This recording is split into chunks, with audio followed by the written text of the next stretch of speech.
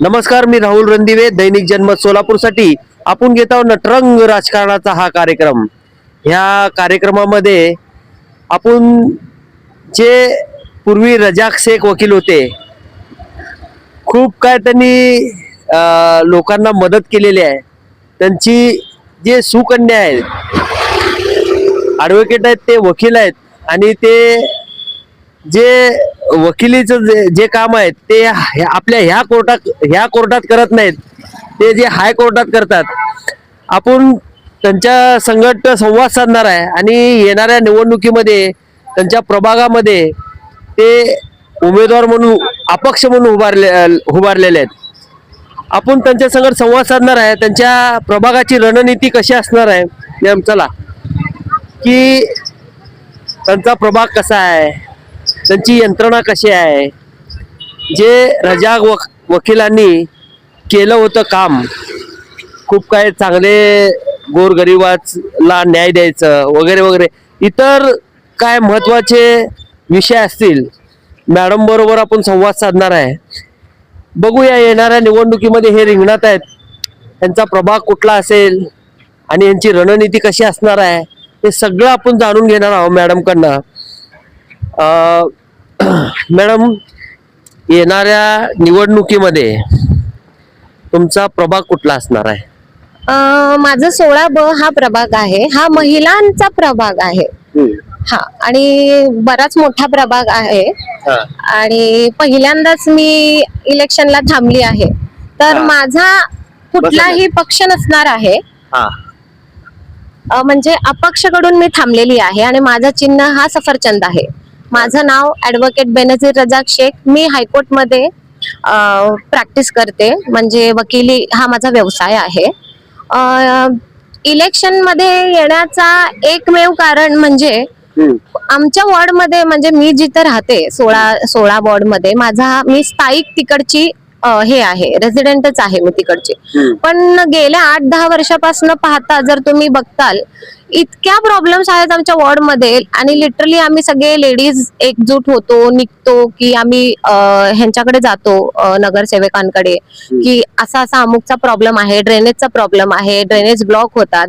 पण आम्हाला उत्तरे काय मिळतात की हा माझा ब्लॉक नाही, हा माझा भाग नाही. मग आम्ही किती आणि कुठं कुठं फिरायचं. माझ्या वॉर्ड मध्ये 25 वर्षानंतर आता इलेक्शन आले आहेत म्हणून रस्ता बनतोय. म्हणजे एवढ्या वर्षांपासून आम्ही रस्त्यासाठी बोलत होतो, तर आम्हाला इतके उडवाउडवीचे उत्तर मिळत होते की हा माझा वॉर्डच नाहीये, हा PWDचा येतो, हा आपल्या ह्याच्यातच येत नाही. आणि आता इलेक्शन आले की बरोबर रस्ता बनला, ते पण 25 वर्षानंतर. मग माझं असं म्हणणं होतं की बाई, आम्ही सगळ्या नगरसेवकांच्या मागे मागे पळण्यापेक्षा मी तिथेच राहते, म्हणजे लोक डायरेक्टली माझ्याशी येऊन संवाद साधू शकतात, 1 to 1 कन्व्हर्सेशन करू शकतात, हक्काने मला म्हणू शकतात की मॅडम, तुमच्यातलीच मी एक साधारण व्यक्ती आहे, तुमच्या सोबत तिकडे राहती आहे, म्हणजे तुम्हाला इकडे तिकडे कुठे जायचीच गरज नाहीये. प्रत्येक वेळेस कुठल्याही गोष्टीसाठी, अडचणीसाठी मी तिथेच राहते, तुम्ही कधीही माझ्याकडे येऊ शकता. मग मी हाच विचार केला की बाई, आपल्या लोकांना त्रास होतोय, कारण का इलेक्शन साठी मत मागायला मात्र भरभरून लोक येतात, पण इलेक्शन नंतर त्यांचे आम्ही चेहरेच बघितलेले नसतो. आम्हाला माहितच नाही की हे लोक, अमुक लोक आमच्या प्रभागात असतात. मग आम्हाला ही प्रॉब्लेम्स आता नको असल्यामुळे मी विचार केला की आपणच आपल्या प्रभागातून इलेक्शनला थांबावं. आपल्या लोकांची काही जे प्रॉब्लेम्स असतात ते आपण आपसातच सॉल्व्ह करून, जे काही निधी असेल, काही असेल मागून, म्हणजे निधी घेऊन यायचे असेल, काही प्रॉब्लेम्स असेल, आता मी वकील असल्यामुळे जे काही काम होईल लीगली होईल. मॅडम, तुम्ही रिंगणात उभारले होय, आणि तुमचा व्यवसाय वकिलीचा, आणि हायकोर्टात आपण प्रॅक्टिस करता, इथल्या नागरिकांना तुम्ही वेळ देऊ शकता असं वाटतंय? हायकोर्टात सर वकिलाचं काम कसं असतं, वकील एकाच जागी काम करत नसतं, प्रत्येक जागी तारखा असतात. आम्ही त्या तारखेला कधी इकडे, कधी तिकडे, कधी सोलापूर, कधी कोल्हापूर, सगळीकडे फिरतीच असतो. पण मोस्टली तारीख नसलं तर कसं, घरात मोस्टली असतोच आम्ही तिकडे. तारीख असलं की फक्त नसतो, पण काही जरी अडचण असली तर आम्ही नक्कीच तिकडे असू.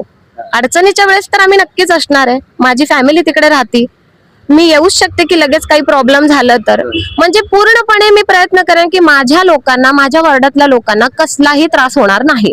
आणि इकडे तिकडे कुठेही भटकायचीच गरज नाहीये. ह्या नगरसेवकांकडे जा, तिकडे जा, कारण का त्यांचे ऑफिस शोधत फिरा, त्यांना शोधत फिरा, हे खूप मोठा टास्क आहे. तोपर्यंत 5 वर्ष निघून जातील. मला सांगा मॅडम की रजाक वकील हे निवडणुकीला थांबले होते, हो, त्यांची तुम्हाला आठवण येते का हो?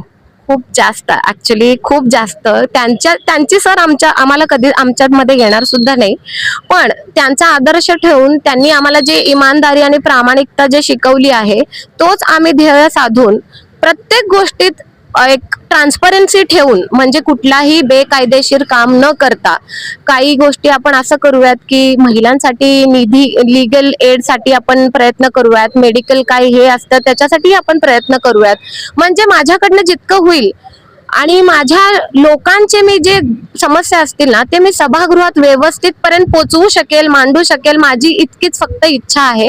म्हणून मी या रिंगणात उतरलेली आहे. आणि माझा कोणताही पक्ष नाही, कारण का पक्षांनी ऐन वेळेस घातपात केलेलं आहे आणि हे तुम्ही पाहतच आहात. आपल्या इकडचं राजनीती यावेळेस सांगा रजाक वकिलाचा पक्ष वेगळा हो, आणि त्यांच्या मुलीचा पक्ष वेगळा, म्हणजे ज्या टायमाला रजाक वकील हे थांबले होते त्या टायमाला त्यांना किती वोट पडले होते त्यांच्या प्रभागातून? खूप थोडक्यात वोट्सनी त्यांनी, म्हणजे त्यांचा पराभव झाला होता. म्हणजे खूपच थोडे, मला वाटते एक 3-4 हजारांच्या मतांनी ते पराभव झाले होते. मला वाटते 2015 मध्ये ते थांबले होते, भाजपकडून होते ते.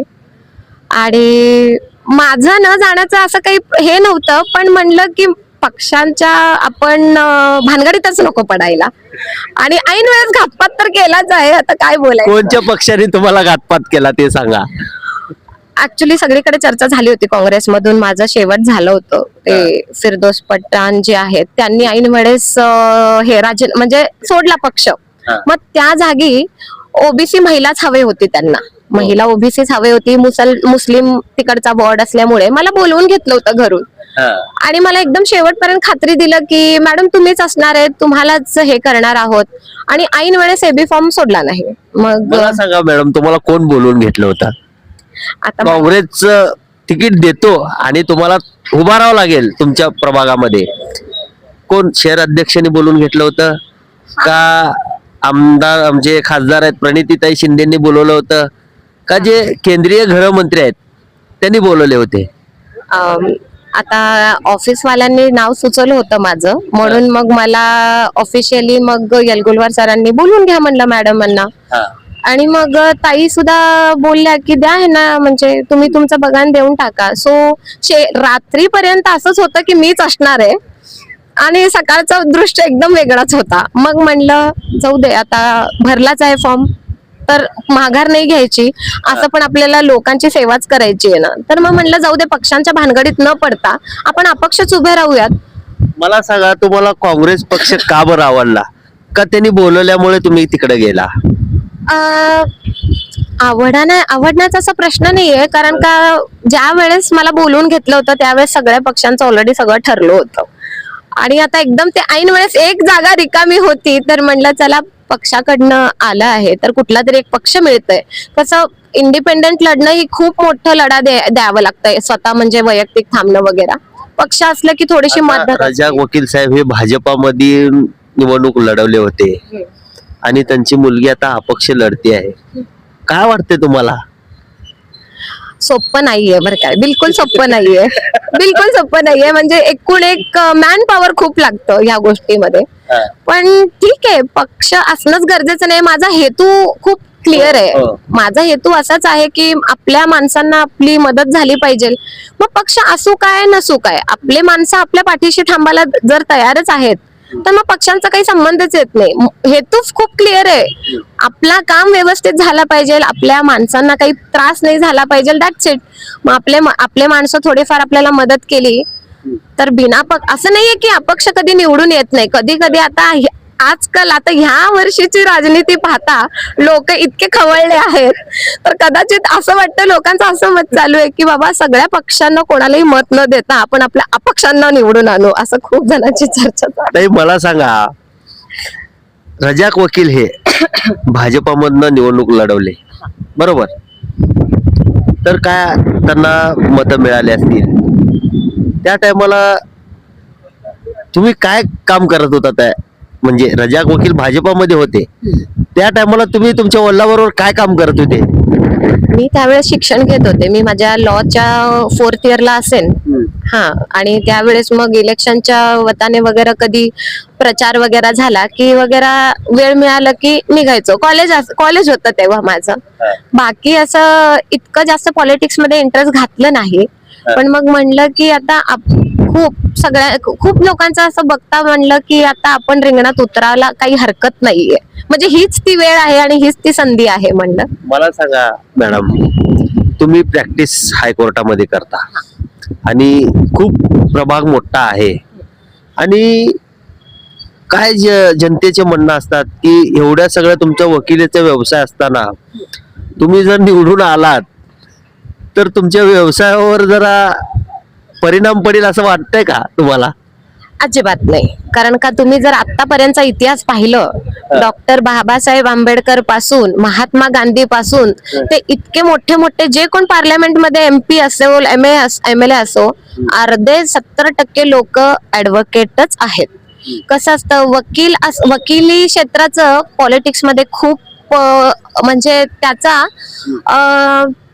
उपयोग खूप चांगल्या पद्धतीने होतो. कारण का आपल्याला सगळे कायदे माहिती असतात, त्यामुळे पटापटा गोष्टी होऊन जातात आणि आपल्याला कायदेशीर गोष्टी मांडणं, मुद्दे मांडणं हे आपल्यासाठी खूप सहज होऊन जातं. वकिलीवर असा परिणाम पडतो असं मला नाही वाटत, कारण का दोन्ही हँड टू हँड जाऊ शकतात. म्हणजे एखादी गोष्ट असेल की बाबा तो गरीब आहे पण त्याच्यावर अन्याय होत आहे, आणि समोरचा जे पार्टी आहे तो श्रीमंत पैसे खर्च करू शकतो, त्या टायमाला तुमचा निर्णय काय असणार आहे? गरिबांकडनं कोणी ना कोणी थांबलंच पाहिजे ना. पैसावाल्यांकडनं सगळेच थांबतात सर. आणि माझ्या वडिलांनी इतक्या 40 वर्षांच्या वकिलीमध्ये तुम्ही आज कुठेही सोलापुरात जात विचाराल तर माझ्या वडिलांचं नाव, एक व्यक्तिमत्व असं आहे की ते गरिबांचे वाले होते. म्हणजे गरिबांचा वकील म्हणलं तर रजाक शेख नाव असा घेतला जातो. तर आपणही तेच चालू ठेवणार आहोत. काही कुणाला अडचण असली कुठलाही, मग ते लिगल असो किंवा काही असो, आपण करू ना. आपल्याकडनं जितकं होईल, जितकं प्रयत्न आपण करू शकाल तितकं मी नक्कीच प्रयत्न करेन आणि प्रामाणिकपणे प्रयत्न करेन.